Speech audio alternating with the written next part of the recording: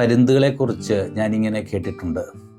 പരുന്ത് പാമ്പിനെ പിടിക്കുമ്പോൾ പാമ്പിനെ റാഞ്ചിയ ആ സമയത്ത് തന്നെ പരുന്ത് ആകാശത്തിലേക്ക് ഉയരും. കാരണം ആകാശത്തിൽ വെച്ച്, വായുവിൽ വെച്ച് ഈ പാമ്പിന് പരുന്തിനോട് ഒന്നും ചെയ്യാനാവുകയില്ല. വായുവിൽ പാമ്പ് നിസ്സഹായനാണ്. പാമ്പ് ശക്തിയുള്ളതാകുന്നത് അത് തറയിലായിരിക്കുമ്പോഴാണ്, ഭൂമിയിലായിരിക്കുമ്പോഴാണ്. ഭൂമിയിലായിരിക്കുമ്പോൾ അതിന് കഴിവുണ്ട്, അതിന് മറ്റുള്ളവരെ ആക്രമിക്കാൻ പറ്റും. ഇതറിയാവുന്ന പരുന്ത് പാമ്പിനെ റാഞ്ചിയാൽ ഉടൻ തന്നെ ആകാശത്തിലേക്ക് ഉയരും. ആകാശത്തിൽ പാമ്പ് നിസ്സഹായനാണ്. നോമ്പ് ഏതാണ്ട് പാതി വഴിയിലെത്തി നിൽക്കുകയാണ്. ഈ കാലഘട്ടം നമ്മെ തിന്മയുടെ മേഖലകളിൽ നിന്ന് നന്മയുടെ മേഖലകളിലേക്ക് ഉയർത്താനുള്ള ഒരു സമയമാണ്. നാം ആയിരിക്കുന്ന സ്ഥലങ്ങളിൽ അല്ലെങ്കിൽ നാം ആയിരിക്കുന്ന ജീവിത രീതിയിലൊക്കെ തിന്മയുടെ സ്വാധീനങ്ങളുണ്ട്.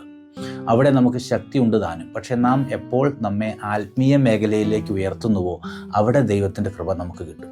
അവിടെ തിന്മയുടെ ശത്രുക്കൾക്ക് നമ്മെ ഉപദ്രവിക്കാനാവുകയില്ല. അതുകൊണ്ട് ഈ നോമ്പിൽ നമ്മുടെ ആത്മീയ ശക്തികളെ ക്ഷയിപ്പിക്കുന്ന മേഖലകളെ ഉപേക്ഷിച്ച് ദൈവത്തിൻ്റെ മേഖലയിലേക്ക്, ആകാശത്തിലേക്ക് ഉയരാനായി പരിശ്രമിക്കാം.